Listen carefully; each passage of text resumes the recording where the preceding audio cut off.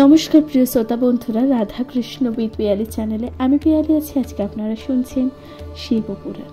প্রিয় শ্রোতা বন্ধুরা, আজকের আলোচ্য বিষয়বস্তু প্রথম সংহিতা জ্ঞান সংহিতার 59তম অধ্যায়, যেখানে আপনারা শুনবেন নৃসিংহ উপাখ্যান।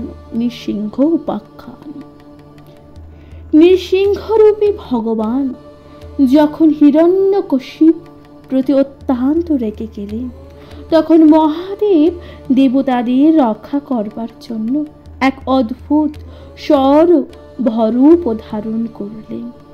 তা দেখে নৃসিংহ ভয়ে অন্তর্হিত হলেন। ঋষিগণ তখন বললেন, সুত, এখন নৃসিংহের চরিত্র বর্ণনা করুন। সুত বললেন, হে ঋষিগণ, একবার মা লক্ষ্মীর যুদ্ধ দেখতে ইচ্ছা হলো। তিনি নারায়ণকে বললেন, হে নাথ, এ কেমন এ কোমল শরীরে কিভাবে যুদ্ধ করেন? তখন এখানে একটি সুন্দর শ্লোক আছে, যেখানে বলা হচ্ছে যে লক্ষামুদ্রষ্ঠুম সমুত পর্ণা যুদ্ধমমিচ্ছ মণি সরা কোমলেন শরীরেন কথং যুদ্ধং চিকিৎসি। বিষ্ণু তাকে বললেন, হে সুব্রতে, তোমাকে যুদ্ধ দেখাবো।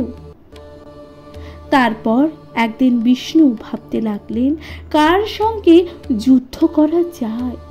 এমন সময় একটা কোলাহল শুনতে পান। শুনে তিনি দরজার সামনে এলেন। দেখলেন জয় বিজয় নামে যে দুইজন দ্বারপাল আছেন, তাদের সঙ্গে ঋষি কুমারদের কোলাহল হচ্ছে। এখানে সাপ ও অভিশাপের মতন ব্যাপারও চলছে। অনন্তর তিনি জয় ও বিজয় নামক দুই দ্বাররক্ষী ও কুমারগণকে বললেন, তোমার খুশি, তোমরা খুবই অন্যায় কাজ করছো, কিন্তু যা হয়ে গেছে সে জন্য আর কিছুর অন্যথা হবার দরকার নেই। কুমার দয়কে বললেন, তোমরা এখন এই দুজনের প্রতি দয়া করো। কুমারগণ তখন বললেন যে কর্মভূমিতে জন্মগ্রহণ করে যদি বিষ্ণু ভক্ত হতে চাও তো 7 জন্ম আর শত্রুভাবে জন্ম নাও, তো 3 জন্মের পর এখানে স্থান পাবে। এরপর জয় বিজয় তাড়াতাড়ি পাপ মুক্তির জন্য শত্রু ভাব অবলম্বন করাই ঠিক মনে করল। কারণ 3 বার জন্মগ্রহণ করলে শাপ মুক্তি হবে। হরির যা ইচ্ছা জয় বিজয় তাই বললেন। এবার কশ্যপ মুনির ঔরসে তারা হিরণ্যকশিপ ও হিরণ্যাক্ষ নামে জন্ম নিল। ওই জন্মে ভগবান বিষ্ণু নৃসিংহ রূপ ধারণ করলেন। সনকাদি ঋষিগণ পরম বৈষ্ণব প্রহ্লাদ ইত্যাদি রূপে জন্মগ্রহণ নেয়। দ্বিতীয় জন্মে তারা দুইজনই রাবণ ও কুম্ভকর্ণ এবং বিষ্ণু রাম রূপে জন্মগ্রহণ করেন। সনকাদি কুমারগণ বিভীষণ, হনুমান ও প্রভৃতি রূপ ধারণ করে প্রভুর অনুচর হয়েছিলেন। অন্য দেবতারাও নানান রূপে জন্ম নেন। তৃতীয় জন্মে শিশুপাল ও দন্তবক্র রূপে অবতীর্ণ হয়। শ্রীকৃষ্ণ বিষ্ণু রূপে ও কুমারগণ অক্রূর ইত্যাদি হয়েছিলেন। প্রিয় শ্রোতা বন্ধুরা, তাহলে এই যে তিনটি জন্মে এই যে জয় বিজয় কি রূপ ধারণ করলেন, আশা করছি আপনারা তা বুঝতে পারলেন। এবং তার সাথে সাথে ভগবান শ্রী বিষ্ণু বারংবার তিনিও অবতীর্ণ হয়েছিলেন। এখন সেই পাপ ও নাশক নৃসিংহের কথা শুনুন। তাহলে আমরা এখন সেই পাপ ও নাশক নৃসিংহের কথা শুনুন। হিরণ্যাক্ষ ছোটবেলাতেই নিজের খেলার জন্য সূর্যদেবকে এনেছিলেন। হাতি ও সিংহের পিঠে চড়ে তিনি খেলাধুলো করতেন। কুকুর যেমন নিজের মুখে খাবারের খণ্ড নিয়ে ঘুরে বেড়ায়, তেমনি হিরণ্যাক্ষ দেবতাদের সুখ দেওয়ার জন্য পৃথিবীকে মুখে নিয়ে সমুদ্রের ভিতরে চলে যান। ব্রহ্মা তখন খুবই দুঃখ পান। তিনি তখন বিষ্ণুর স্তব ধ্যান করতে থাকেন। তার ফলে তার নাক থেকে বিষ্ণু বরাহ রূপ ধরে বেরিয়ে আসেন এবং নিজ শরীর বাড়াতে থাকেন। তাহলে শ্রী বিষ্ণু এখানে কিন্তু বরাহ অবতারের যে কথাটি, তাহলে তা কিন্তু বর্ণনা করা হচ্ছে। শুনতে থাকবেন প্রিয় শ্রোতা বন্ধুরা। ব্রহ্মার স্তব ও স্তুতিতে তিনি সমুদ্রের মধ্যে যান। সেখানে সন্ধ্যার সঙ্গে মিলিত হয়ে নারদকে দেখতে পান। দেবর্ষি নারদ তাকে দেখে অনেক স্তব করলেন। তারপর বললেন আদেশ করুন, কি করতে হবে? বরাহ বললেন, আমি যতকাল হিরণ্যাক্ষের সঙ্গে যুদ্ধ করব, তুমি ততকাল ক্রমশ জল শোষণ করবে। যতক্ষণ পর্যন্ত যুদ্ধ না শেষ হয় ততক্ষণ ঋষিরাও অঞ্জলি করে জল পান করতেন। তখন বরাহরূপী বিষ্ণু 500 বছর ধরে 500 বছর এই যে জলে ও 500 বছর স্থলে হিরণ্যাক্ষের সঙ্গে যুদ্ধ করিয়ে তাকে বিনাশ করেন।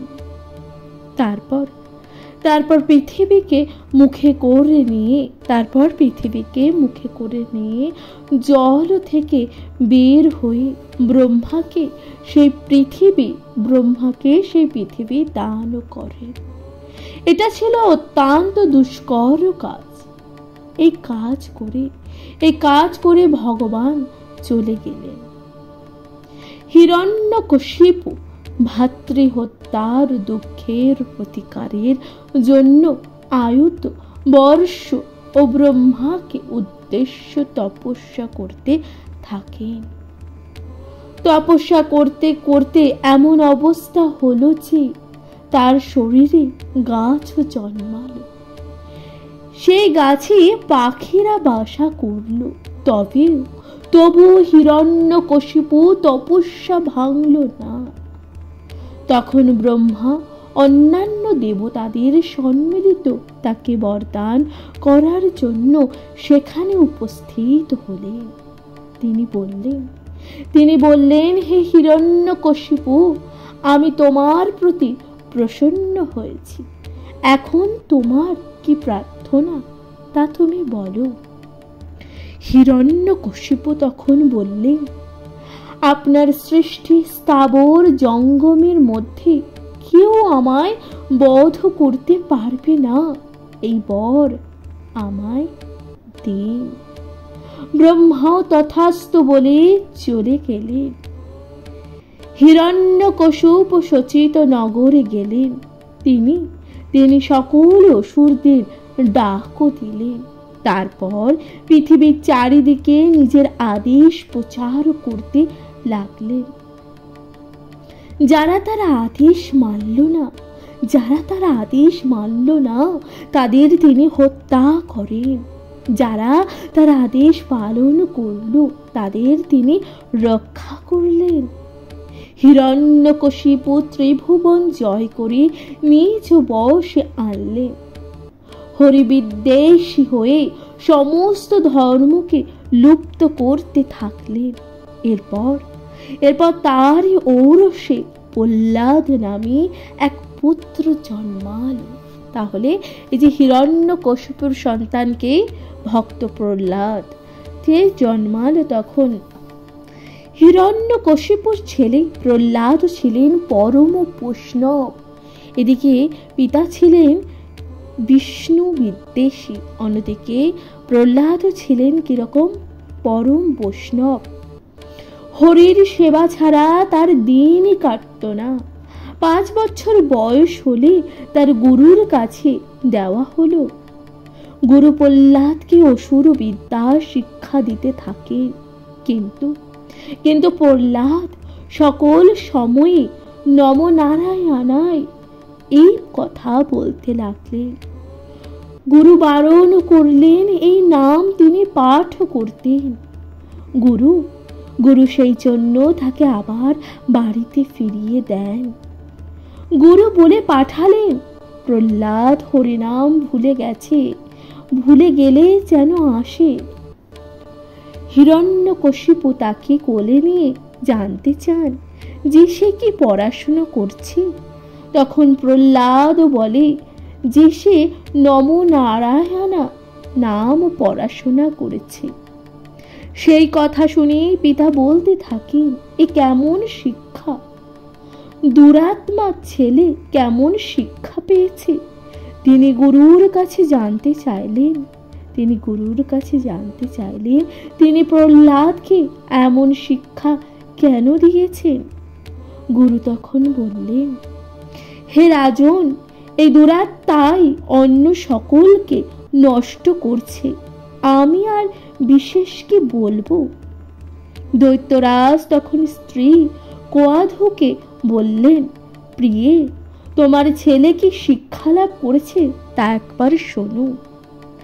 মাতা কোয়াধু ছেলের কাছে গিয়ে শুনে বললেন, হে পুত্র, এমন করলে তুমি রাজ্য তো পাবে না, তাতে তোমার দুঃখের আর শেষই থাকবে না।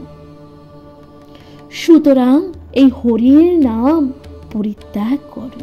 তখন ভক্ত প্রহ্লাদকে তার মাতা বললেন যে তুমি এই হরির নাম ত্যাগ করো, কারণ এই হরির নাম জপ করলে তুমি তোমার এই যে রাজ্যভার কোনো কিছুই পাবে না, তোমার জীবনে অশেষ দুঃখ নেমে আসবে। কিন্তু ভক্ত প্রহ্লাদ অসুর দেবতাগণের নাম গুণগান করো। এবং তার মাতা বললেন, এই যে অসুরের দেবতাগণ, তাদের নাম তুমি জপ করো, গুণগান করো। কিন্তু সেই মুহূর্তে ভক্ত প্রহ্লাদ বললেন মাকে বললেন, আমি কখনো হরি ভজনা ত্যাগ করব না, অর্থাৎ আমি কখনোই এই যে হরির নাম ত্যাগ করব না। আমি সামান্য ব্যক্তির ভয়ে হরিকে ত্যাগ করব না। হরি সেবা করার ফলে আমার শরীরে সমস্ত ইন্দ্রিয় সার্থক হয়েছে, যা হবার তা হবে, হরিনাম আমি ত্যাগ করব না। এই কথা প্রহ্লাদ তখন বললেন তার মাতাকে। হাতি কি কখনো মশার ভয়ে রাজদার পরিত্যাগ করে? অর্থাৎ প্রহ্লাদ এটাও বললেন যে হাতি কি কখনো মশার ভয়ে সেই রাজদরবার পরিত্যাগ করে? কখনোই না। মৎস্য কস্য ভয়ং কিং বৈদ্যারং রাজ্ঞ মহাচন বরা কস্য ভয়ে নৈব ত্যাজি আসি হরিং পুনঃ। কয়াধু এই কথা ছেলের মুখে শুনে খুবই দুঃখ পেলেন। অর্থাৎ এই যে প্রহ্লাদের মাতা এই কথা শুনে কিন্তু খুবই দুঃখিত হলেন। তিনি স্বামীকে বললেন, এ বালক অত্যন্ত অবাধ্য।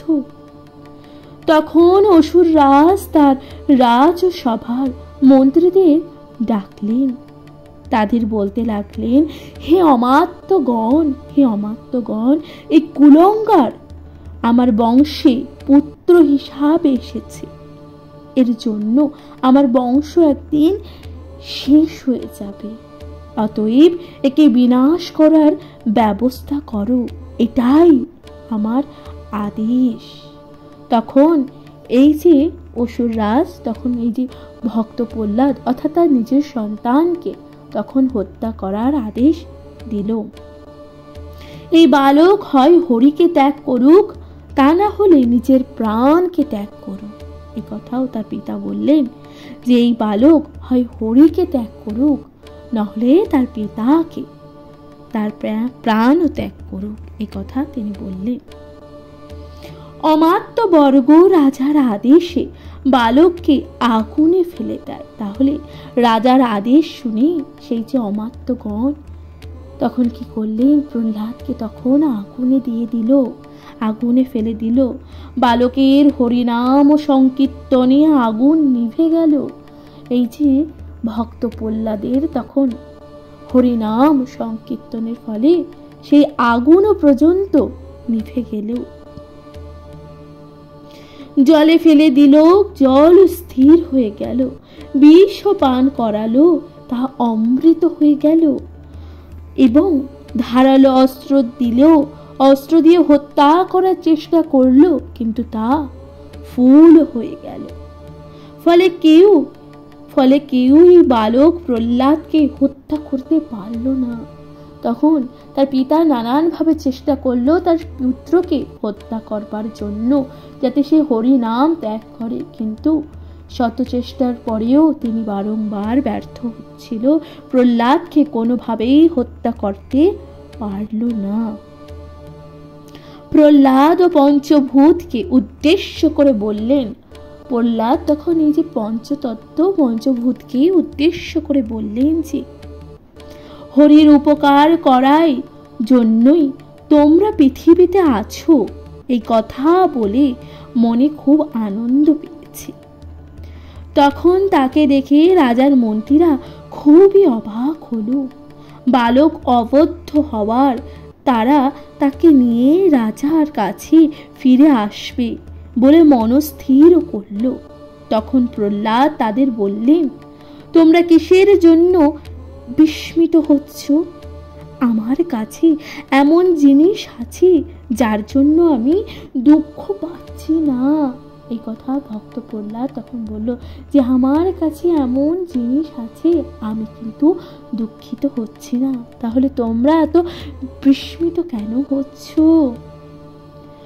জল আমার পরমাত্মা, হরির শয্যা, অগ্নি হলো আমার মুখ, এক সমুদ্র গর্ভ থেকে উত্থিত বলে 20 লক্ষ্মীর সহোদর। ফলে এরা আমার মাতুল বংশ। তাই কোনো অনিষ্ট কেউ করেনি। এই প্রকৃতি দেবী হরির আদেশ ছাড়া অন্য কোনো কাজই তিনি করেন না।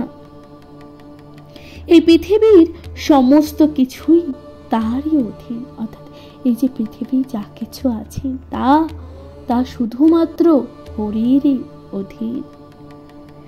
মন্ত্রী ও অমাত্যগণ রাজার কাছে গিয়ে বলল, মন্ত্রী ওই যে অমাত্যগণ তখন কি করলেন, রাজার কাছে গিয়ে বললেন, মহারাজ এমন কখনো দেখিনি বা শুনিনি, প্রহ্লাদ যে অমর। তখন রাজার কাছে গিয়ে সেই মন্ত্রীরা বলতে লাগলেন, এই দৃশ্য আমরা কখনোই দেখিনি বা শুনিও নি। আপনার ছেলে যে অমর, কোনোভাবেই তাকে যে নিধন করতে পারছি না।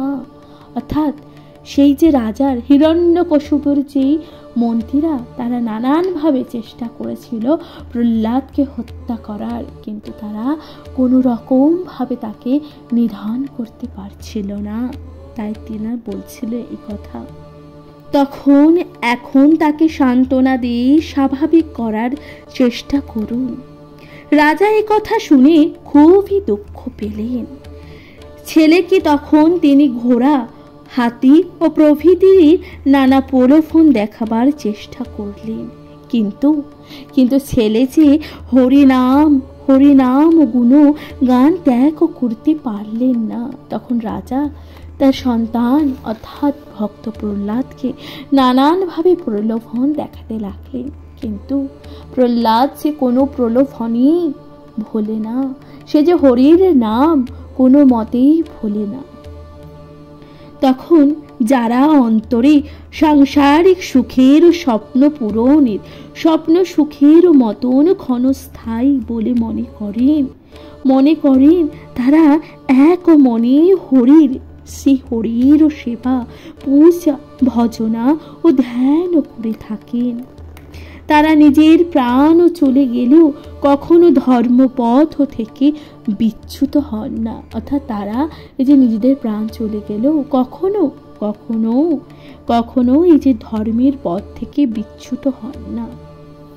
প্রহ্লাদের অন্তর সেই হরির সেবায় ভরপুর। প্রহ্লাদের অন্তর এই যে হরির সেবায় তখন ভরপুর। ফলে প্রহ্লাদ কোনোদিনই ধর্মপথ থেকে বিচ্যুত হননি। ফলে প্রহ্লাদ কিন্তু সেই যে ধর্মের পথ থেকে কখনোই বিচ্যুত হননি।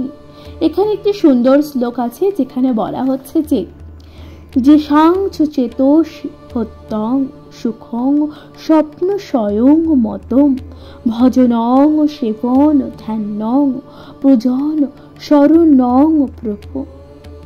রাজা তখন প্রহ্লাদকে আবার গুরুগৃহে পাঠালেন। রাজা তখন কি করলেন, সেই প্রহ্লাদকে আবার গুরুর গৃহে পাঠালেন।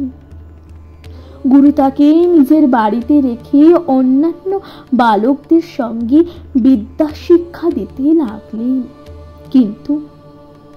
কিন্তু প্রহ্লাদ অন্যদের মতন বিদ্যাভ্যাস করতেন না।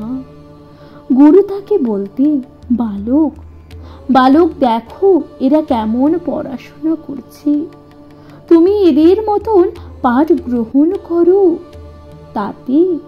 তাতে তো তোমার রাজা তোমার সন্তুষ্ট হবে। পিতার আদেশ পালন করাই পুত্রের কর্তব্য। তুমি তো তোমার পিতার রাজত্বের অধিকারী হবে। ফলে ভালোভাবে জ্ঞান লাভ করো। এই কথা তখন তার গুরু তাকে বলতে লাগলেন। কিন্তু প্রহ্লাদ উত্তরে বললেন নমো নারায়ণাম উচ্চারণ করতে। তিনি অন্য বালকদের এই শিক্ষাই দিতেন। গুরুর আড়ালে প্রহ্লাদ বন্ধুদের শ্রী হরির কথা শোনাতেন। প্রহ্লাদ বন্ধুদের বলতেন, ভাই বোন, বাবা মা, বন্ধু, স্ত্রী, স্বামী, স্ত্রী কেউ অসামান্য সুখ দিতে পারে না। এই সংসার সুখ স্বপ্নের মতন ক্ষণস্থায়ী। একমাত্র হরির ভজনায় করা উচিত। ভক্তি ভরে হরির সেবা করো, মানুষের কর্তব্য। তাহলে প্রহ্লাদ তখন বললেন যে ভক্তি ভরে হরির সেবা করো, মানুষের এটাই উচিত। ন মাতা ন পিতা বন্ধু ন ভ্রাতা ন চ সৌহৃদয় ন মিত্রাং ন কলঙ্কত হত্যং সুখ ফলম প্রদম স্বপ্নতুল্যম সুখং হত্যং ভজনীয় হরি স্বয়ং। বালকেরা প্রহ্লাদের কথা শুনত। সবাই মিলে নমনারায়ণাম বলতো। গুরু মশাই অত্যন্ত দুঃখ পেলেন। তখন তিনি প্রহ্লাদকে ভৎসনা করতে লাগলেন, বলতে লাগলেন, নিশ্চয়ই তোর মৃত্যুর সময় হাজির হয়েছে। তুই তোর পিতার কথা ভাবছিস না? তুই যদি হরিকে ত্যাগ না করিস তাহলে তোর পিতা তোকে কষ্ট দেবে। ধৈর্যশীল প্রহ্লাদ চুপচাপ থাকলেন, কিছুমাত্র বিচলিত হলেন না। অন্যান্য বালকেরা গুরুর তাড়নার স্বাভাবিক অবস্থায় ফিরে এসেছিল, কিন্তু প্রহ্লাদ সেক্ষেত্রেও তা হয়নি। প্রহ্লাদ তখন বলেন, আপনি যা বললেন তা সবই সত্যি, কিন্তু কিন্তু আমি পিতাকে বা পিতার আদেশকে লঙ্ঘন তো করছি না। তখন প্রহ্লাদ কি বললেন, যে গুরুকে বললে যে আপনি যা বলছেন তা সবই সত্য কথা বলছেন, কিন্তু আমি পিতা কিংবা পিতার আদেশকে লঙ্ঘন করছি না। হিরণ্যকশিপু আমার পিতা হওয়ার জন্য আমি আমার প্রকৃত পিতাই পাচ্ছি না। প্রহ্লাদ আরো বললেন, সূর্যদেব যতক্ষণ না ওঠেন ততক্ষণ মানুষ দীপ শিখাতে আনন্দ পায়, অর্থাৎ যতক্ষণ না পর্যন্ত সূর্যের আলো এই পৃথিবীতে পড়ছে ততক্ষণ পর্যন্ত মানুষ কি করে, প্রদীপ জ্বালিয়ে রাখে, তাই না? তাই এখানে বলা হচ্ছে, কিন্তু সূর্য উঠলেই দীপকে লোকেরা সুখকর হয়, অর্থাৎ যখন সূর্যের আলো চারিদিকে আলোকিত হয়ে যায়, সূর্যের আলো চারিদিকে আলোকিত হয়ে যায়, যখন দিন হয় তখন কি কেউ প্রদীপ জ্বালায়? কখনোই সে প্রদীপ জ্বালায় না। তেমনি জগৎ পিতাকে পেলে গৃহের পিতা আর কি সুখকর থাকে না। তেমনি এই যে জগতের পিতাকে, সেই হরিকে যে পায় সে কি আর গৃহের পিতার সেই সুখের কথা চিন্তা করে? কখনোই নয়। যাবত সূর্য ন দৃশ্যতে পুনর্দ্বীপ কথং প্রেতা সুখ করশ্চ লোকানাং জায়তে ন কদাচন। তিনি তখন এই কথা বললেন যে এটি আমার পিতার কাজ, অতএব এই কাজ আমার করা কর্তব্য। এই কথা মনে করে যদি সবাই কাজ করত তাহলে বরুণের ছেলে আগস্ত্য সমুদ্রের জল হরণ করত না। হে ব্রাহ্মণ, পুরুষ এমন কাজ করা উচিত যা করলে শাশ্বত পদ লাভ করা যায়। এজন্য যদি আমার কষ্ট দেন তাতে আমার কিছু যায় আসে না। যিনি আমার পিতা তিনি আমার রক্ষা করবেন। আমি হরি কীর্তন কিছুতেই ত্যাগ করব না। এই কথা তখন প্রহ্লাদ বললেন। এই কথা শুনে গুরু প্রহ্লাদকে অত্যন্ত মারতে লাগলেন, কিন্তু প্রহ্লাদ অবিচল থাকলেন। তিনি শরীরে কোনো কষ্টই হলো না, তার শরীরে তখন কোনো কষ্টই হলো না। তখন গুরু প্রহ্লাদকে নিয়ে রাজ দরবারে এলেন। রাজাকে বললেন, হে দৈত্য রাজন, এই আপনার ছেলে, একে রেখে গেলাম। আপনার এই ছেলে আমার অন্যান্য ছাত্রদের নিজের মতো শিক্ষা দিচ্ছে, সেই জন্য এমন ছাত্র আমার প্রয়োজন নেই। তখন প্রহ্লাদের গুরু তার পিতার কাছে রেখে গেলেন যে এমন ছাত্রের আমার কখনো কোনো প্রয়োজন নেই।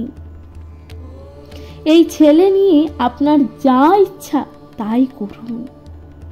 গুরু এইভাবে প্রহ্লাদকে তার বাবা অর্থাৎ হিরণ্যকশিপুকে হাতে দিয়ে চলে গেলেন। এই ঘটনার ফলে রাজা অত্যন্ত দুঃখিত হলেন। প্রিয় শ্রোতা বন্ধুরা, তাহলে এখানে সমাপ্ত হলো 59তম অধ্যায়, যেখানে আপনারা শুনলেন যে হিরণ্যকশিপু অর্থাৎ ভক্ত প্রহ্লাদ ও হিরণ্যকশিপুর যেই কথা, এই যে আপনারা শুনতে পেলেন নৃসিংহ উপাখ্যান। প্রিয় শ্রোতা বন্ধুরা, নৃসিংহ উপাখ্যান যেখানে আপনারা জানতে পারলেন হিরণ্যকশিপু তথা তার পুত্র প্রহ্লাদের উপাখ্যান। আশা করছি তা আপনাদের ভালো লেগেছে। এর পরবর্তী অধ্যায় যেখানে আপনারা শুনবেন প্রহ্লাদ উপাখ্যান অর্থাৎ ভক্ত প্রহ্লাদের কথা। প্রিয় শ্রোতা বন্ধুরা, তাহলে শুনতে থাকুন শিব পুরাণ। কমেন্টে লিখতে ভুলে যাবেন না হর হর মহাদেব। আপনাদের গুরুত্বপূর্ণ মতামত দিয়ে জানাতে ভুলে যাবেন না। চ্যানেলে প্রথমবার হয়ে থাকলে অবশ্যই চ্যানেলটিকে সাবস্ক্রাইব করে দিয়ে পাশে থাকবেন। প্রিয় শ্রোতা বন্ধুরা, অবশ্যই আপনাদের গুরুত্বপূর্ণ মতামত জানাবেন, অবশ্যই জানাবেন এবং কমেন্টে লিখতে ভুলে যাবেন না হর হর মহাদেব। সবাই শুনতে থাকুন শিব পুরাণ।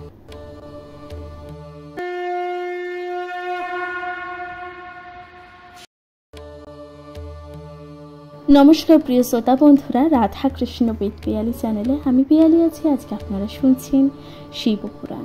আজকের আলোচ্য বিষয়বস্তু ৬০তম অধ্যায়, যেখানে আপনারা শুনবেন প্রহ্লাদ উপাখ্যান। একদা হিরণ্যকশিপু মন্ত্রীর ছেলেকে ডাকলেন। তিনি তাদের বললেন, তোমরা ধন্য, তোমরা তোমাদের গুরুজনদের কথা মেনে চলো। তারা যা আদেশ দেন তোমরা তাই শোনো। এখন আমি তোমাদের আদেশ করছি যে তোমরা আমার ছেলেকে উপযুক্ত শিক্ষা দাও। মন্ত্রীদের ছেলেরা রাজার কথা শুনে বললেন, আপনি যেমন আদেশ করবেন তাই হবে। এই বলে তারা প্রহ্লাদকে অন্য জায়গায় নিয়ে গেল। তারা বলে, হে বন্ধু, আমরা তোমাকে যা বলি তুমি তাই শোনো।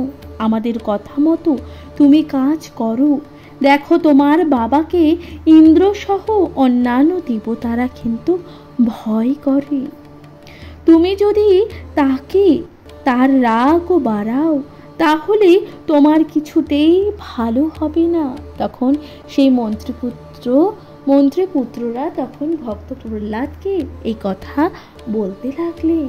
প্রিয় শ্রোতা বন্ধুরা, তারপর বললেন যে সুতরাং তুমি তোমার বাবার কথা মতন কাজ করো। প্রহ্লাদ মন্ত্রী ছেলেদের কাছে গিয়ে বিভিন্ন ধরনের উপদেশ শুনলেন, কিন্তু তা তিনি মানতে পারলেন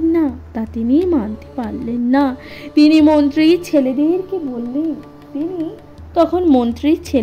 বললেন, হে মিত্রগণ, তোমরা শোনো। এই জগতের পিতা কে, বন্ধু কে, মাতা কে, ভাই বোনই বা কে স্ত্রী, কে স্বামী, সবই স্বার্থপর। এই কথা তখন প্রহ্লাদ বললেন। যথা শয়গ্নে বৃক্ষেষু পক্ষেন বিবিধস্থিতা প্রাতঃকালে চ তে যত্র শ্রিয়ং কার্যং ভবদেহি তত্রৈব চ গমিষ্যন্তি উড্ডয়ন্তি ততস্থৎ। পাখিরা যেমন সন্ধ্যায় ঘরে ফিরে এসে একই গাছের ডালে আশ্রয় নেন, আবার সকালে যে যার মতন খাবার সংগ্রহের জন্য বা অন্যান্য কাজে বেরিয়ে যান, তেমনি মানুষের জীবনেও পিতা, মাতা, বন্ধু বা অন্য কোনো কিছুর সম্পর্কই কিছু না। সবই মিথ্যা মায়া, সবই নিজ কর্মের ফল ভোগ করে। প্রহ্লাদ তাদেরকে আরো বলেন যে তারা যেন এসব বিচার বিবেচনা করে তাদের কাজ করে থাকে। তা না হলে তারা যমরাজের বন্ধন পাশে পড়বে। তাতে কিন্তু কোনো সন্দেহ নেই। যে জীব কেবল মাত্র পাপে সঞ্চয় করে তার নরকেই ঠাঁই হয়। যে জীব পুণ্য কাজ করে তার স্বর্গে গমন হয়। আবার পাপ ও পুণ্য যখন সমান হয় তখন মানুষ হিসাবে তার জন্ম হয়। পাপ ও পুণ্য ক্ষয় হলে তবে তার মুক্তি হয়। অতএব মানুষকে সবসময় নিজের কর্ম নাশের জন্য চেষ্টা করতে হয়, কারণ মানুষ সব সময় কাজের সূত্রে জীবনে আবদ্ধ থাকে। সেই জন্য সবারই উচিত হরির ভজনা করা। প্রহ্লাদ বলতে থাকলেন যে বালকগণ, জীব ও ভোগ ও প্রায়শ্চিত্তের মধ্যে পবিত্র হয়, তা না হলে আবার জন্ম নিতে হয়। যেমন আমাদের পরার কাপড় যদি ময়লা হয়ে থাকে, তাতে কোনো দাগ লাগলে বোঝা যায় না, কিন্তু কাপড়কে যদি পরিষ্কার করলে তাতে যদি দাগ লাগে, তখন তাহলে তা বোঝা যায়। তেমনি জীব দেহে ক্রমে পাপের ফলে মলিন ও নোংরা হয়, কিন্তু হরির নাম গুণগান করলে সেই মলিনতা কেটে যায়। তখন প্রহ্লাদ তার বন্ধুদের বলতে লাগলেন যে হরির নাম ও কীর্তন করলে এই যে মনের মলিনতা, তা কেটে যায়। সেই জন্য আমি হরির ভজনা করি। রাজা তোমাদের যেমন আদেশ দিয়েছেন, তোমরা তা মেনে চলো। ভোগেই নৈব তথা বালা প্রায়শ্চিত্তে পুনস্তথা দেবী পবিত্রাত্রাং ইয়াতি অন্যথা ভ্রমণং ভবেৎ যাবচ্চ মলিনং প্রস্তং তাবদ্রাক্ষ ন শূন্যতে স্খালিতে চ পুনর্বস্তে রাগ সজ্জিত বৈ ধীরম। মন্ত্রীদের ছেলেরা তখন প্রহ্লাদকে এমন কথা শুনে তার মনের ভাব বুঝতে পারল। তখন তারা দৈত্যরাজ হিরণ্যকশিপুর কাছে ফিরে এলো। তারা রাজাকে সমস্ত কথা জানালো। রাজা প্রহ্লাদকে ডেকে পাঠালেন। প্রহ্লাদ রাজার কাছে এলে রাজা তাকে অনেক বোঝাতে লাগলেন, হে পুত্র, তুমি এ মোহ ত্যাগ করো। মানুষ হরিকে যে জন্য প্রার্থনা করে আমার কাছে, তুমি তা সব কিছুই পাবে। আমাকেই তুমি হরি বলে মনে করো। দেবতা, ঋষি, অপসরা এবং অপ্সরা, গন্ধর্ব সবাই এখন আমার অধীন। আমি ছাড়া আর কোনো হরি নেই। তোমরা যে হরি সে কোথায় থাকে বলো? তোমাকে হরি কোনো দয়া করতে পারে না। আমি সবই তোমায় দিতে পারবো। প্রহ্লাদ তখন বললেন, হে দৈত্যরাজ, কি জন্য এমন কথা বলছেন? হরির সঙ্গে আপনার অনেক ভেদ আছে। যেমন মণি ও কাঁচ, কোকিল ও কুণ্ড, কাদা ও চন্দন, লৌহ ও স্বর্গ প্রভৃতির মধ্যে পার্থক্য আছে, হরির সঙ্গে আপনারই তেমন পার্থক্য আছে। নিজের সঙ্গে হরির তুলনা করবেন না। আপনি অহংকারী, আপনি অত্যন্ত ছোট, নীচ, অত্যন্ত ক্ষতি করেন। আপনার অত্যন্ত কামনা বাসনা আছে। আপনি আমার প্রতি সন্তুষ্ট হলে আমায় মুক্তি হবে না, কিন্তু হরি সন্তুষ্ট হলে আমার মুক্তি হবে। ফলে নিজেকে হরি বলতে আপনার কি লজ্জা করে না? কেউ কি হাতিকে ছেড়ে দিয়ে শিয়ালের পিঠে চড়ে? আপনার যা কাজ করতে ইচ্ছা আপনি তাই করুন। দৈত্যরাজ তখন বললেন, তোমার হরি কোথায় আছে তোমার হরি কোথায় আছে তা তুমি বলো। প্রহ্লাদ বললেন, তা আপনি শুনুন, শুনলে আপনার পাপ দূর হবে। তাহলে প্রিয় শ্রোতা বন্ধুরা, এখানেই আপনারা শেষ হলো ৬০তম অধ্যায়, যেখানে আপনারা শুনলেন প্রহ্লাদ উপাখ্যান। অর্থাৎ প্রহ্লাদ তার পিতা হিরণ্যকশিপুকে বললেন যে আপনি নিজেকে, অর্থাৎ হিরণ্যকশিপু যখন হরির সাথে নিজের তুলনা করছিলেন, তখন প্রহ্লাদ বললেন যে আপনি অহংকারী হয়ে কখনো হরির সাথে নিজেকে তুলনা করবেন না। এই করে প্রহ্লাদ তখন তার পিতাকে ভর্ৎসনা করতে লাগলেন। প্রিয় শ্রোতা বন্ধুরা, তাহলে এখানেই সমাপ্ত হলো ৬০তম অধ্যায়। আশা করছি তা আপনাদের ভালো লাগছে। প্রিয় শ্রোতা বন্ধুরা, তাহলে আজকের মতো জানাচ্ছি এখানে বিদায়। ভালো লাগলে অবশ্যই আপনাদের গুরুত্বপূর্ণ মতামত দিয়ে জানাতে ভুলে যাবেন না। চ্যানেলে প্রথমবার শুনে থাকলে অবশ্যই চ্যানেলটিকে সাবস্ক্রাইব করে দেবেন, লাইক কমেন্ট শেয়ার করে পাশে থাকবেন। প্রিয় শ্রোতা বন্ধুরা, শুনতে থাকবেন শিবপুরাণ।